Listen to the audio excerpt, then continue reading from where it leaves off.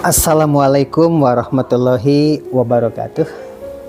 Ada 3 wanita berhijab yang meninggal malam Jumat dan ada juga yang meninggal di hari Jumat sesuai dengan permintaan selama hidupnya. Ya Allah, kabulkanlah doa hamba untuk bisa meninggal di hari Jumat, bahkan bulan Ramadan, begitu katanya.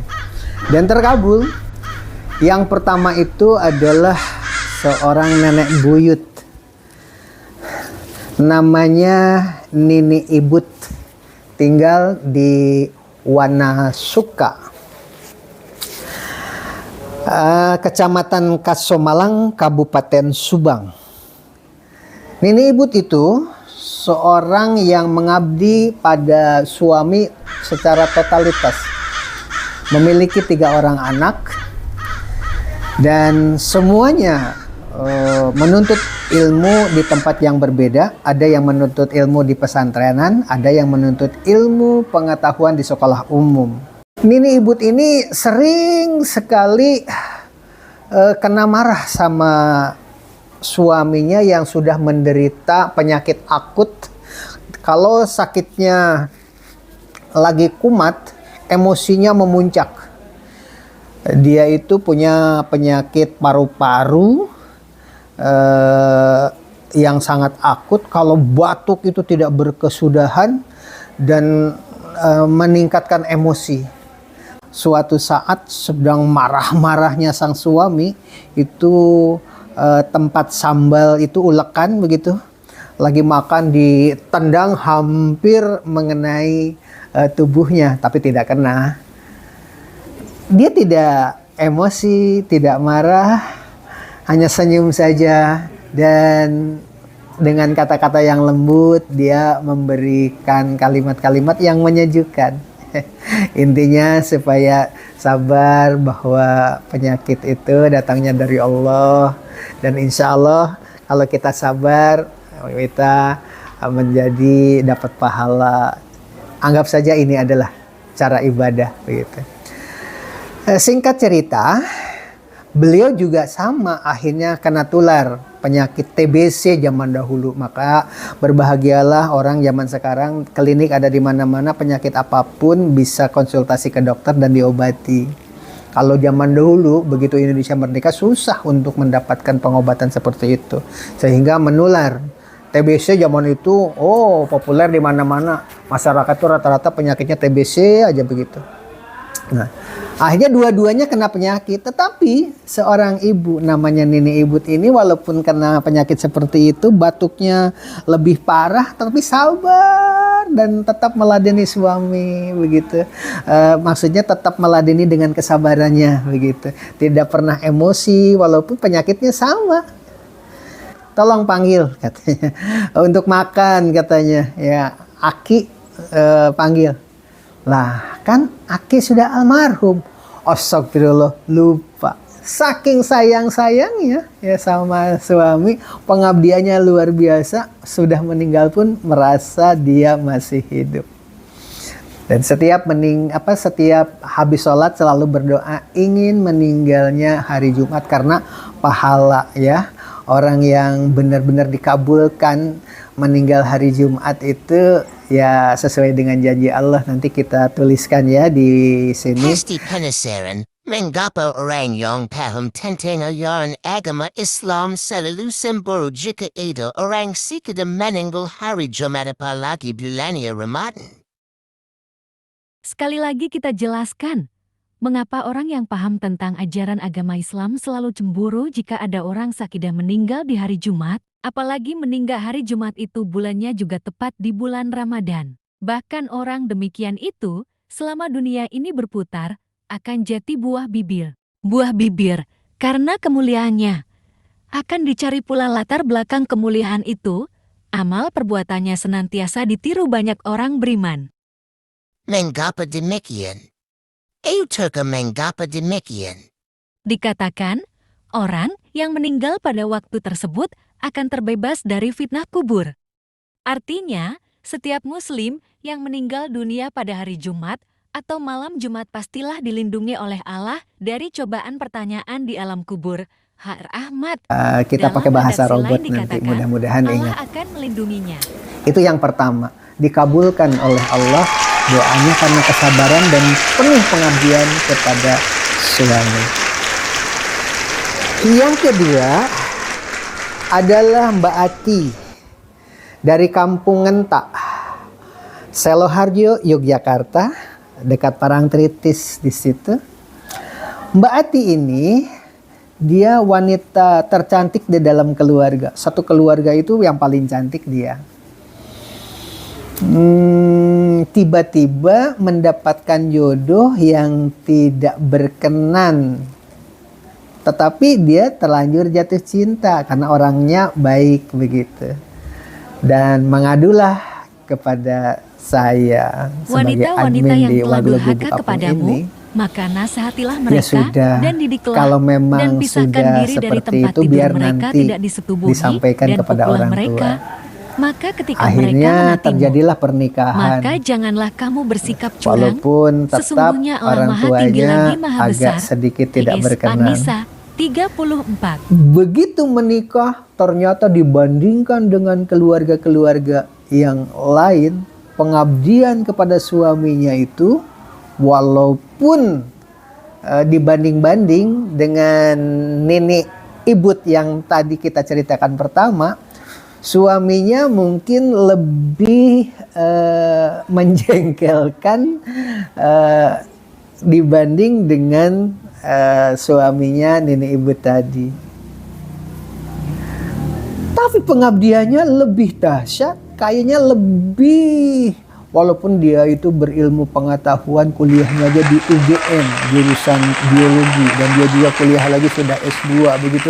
Pendidikan setinggi itu menghormati suami yang boleh dikatakan tapi begitu ramah, santun, pengabdian totalitas. Kadang-kadang orang tua yang ada di kampung itu rindu juga, tetapi karena tidak diizinkan oleh suami, karena suami itu menghendaki kalau hari raya Idul Fitri itu pulangnya detik-detik hari terakhir saja, itu pun hanya 1 hari, sementara yang lain bisa 1 minggu bahkan 2 minggu gitu berlibur di sana. Ini nanti begitu hari raya atau setelah hari raya baru datang karena manut sama kehendak suami. Benar-benar pengabdian luar biasa. 3 hari yang lalu beliau almarhum, Mbak Ati almarhum hari Jumat, malam Jumat ya, malam Jumat bulan Ramadan tahun 2023.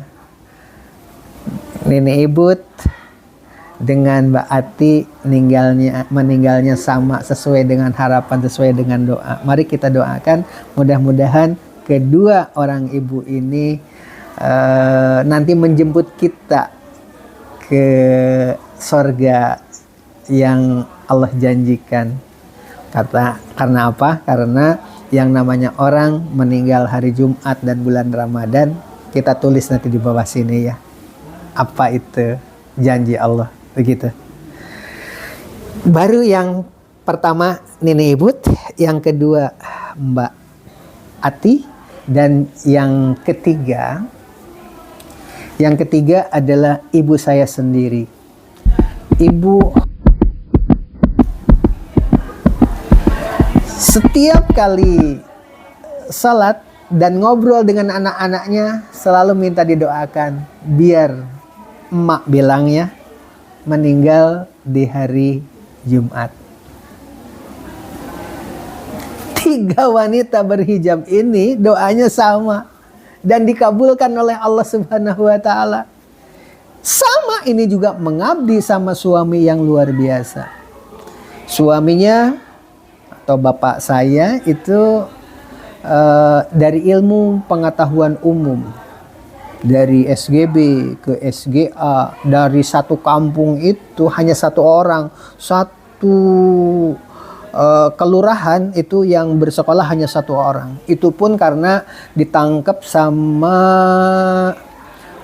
keamanan. Dulu itu kalau ada anak tidak sekolah itu ada razia ke kampung-kampung, dan akhirnya setelah kena razia dibawa ke sekolahan, dan akhirnya setelah selesai sekolah SD yang lain itu sudah, kalau dia tetap malah ingin ke SGB, kemudian ke SGA dan seterusnya. Jadi tidak memperdalam agama seperti kedua cerita yang tadi. Nah, begitu menikah dengan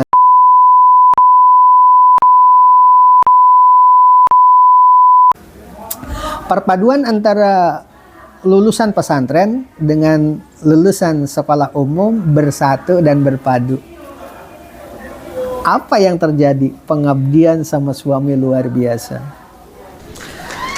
Tidak pernah ada uang yang berceceran, semua uang itu terkumpul, padahal anaknya 12 dan yang 7 itu sukses karena yang lainnya almarhum. Yang 7 itu sukses-sukses semuanya. Setelah selesai menyekolahkan, luar biasa, beli tanah di mana-mana. Padahal sudah menyekolahkan anaknya dan tidak bekerja, kan beliau itu hanya ikut suami. Dalam keadaan ditinggal anak-anaknya semuanya karena sudah memiliki pekerjaan masing-masing, berada di Jakarta, berada di Bekasi, berada di kota-kota semuanya begitu, berbisik sama suaminya, "Pak, mau naik haji apa enggak?" Gitu. "Ah, uang dari mana?" Ternyata apa yang terjadi? Ada uang dari mana? Jadi selama hidupnya uang itu dikumpulkan, akhirnya bisa naik haji untuk berdua. Menyekolahkan anak semuanya sesuai dengan cita-citanya, dan di samping itu juga membeli tanah di mana-mana, dan kemudian bisa naik haji karena rajin menabung. Begitu bangganya seorang suami, banyak cerita kemana-mana. Keberuntungan memiliki istri yang bisa menyimpan uang, dan uang itu dipakai untuk menyekolahkan anak, untuk membeli lahan, untuk secara akal sehat kayaknya tidak mungkin hanya mendapatkan gaji PNS golongan rendah, anak sebanyak itu tanpa memiliki harta yang memadai, tetapi bisa nabung. Dan setiap berdoa, waktu itu saya sebagai anak pertama dan anak yang nomor terakhir, detik-detik sebelum meninggal mengajak untuk umroh. Dan di tempat umroh itu selalu bercerita, "Dulu waktu naik haji nih bapakmu di sini. Cerita nih bapak dulu ke sini ceritain di tanah suci itu." Selalu menunjuk begitu. Luar biasa. Pulang dari Mekah, kira-kira berapa bulan kemudian beliau almarhum. Inilah barangkali contoh yang saya amati dari ketiga tadi, nenek ibu Daryati, dan semuanya mengabdi sama suami yang betul-betul total dengan cara yang berbeda-beda. Yang pertama tadi, nenek ibu itu karena penyakit ya, suaminya emosional begitu, tapi tetap pengabdian. Kemudian yang kedua juga Ibu Daryati memiliki karakter seperti itu. Dan yang terakhir ibu saya sendiri. Mari kita berdoa, mudah-mudahan kita nanti semua mendapatkan pahala dari Allah Subhanahu wa Ta'ala seperti mereka bertiga ini meninggal di hari Jumat dan bulan Ramadan. Dan tentu saja orang yang mendoakan dan yang mengasih saran itu nanti 30 orang akan dijemput. Kalau orang yang tadi disebutkan itu. Kita pernah ngobrol baik, memberi saran dan sebagainya. Ketika beliau itu masuk surga, maka akan mengajak 40 orang katanya. Mudah-mudahan kita juga diajak.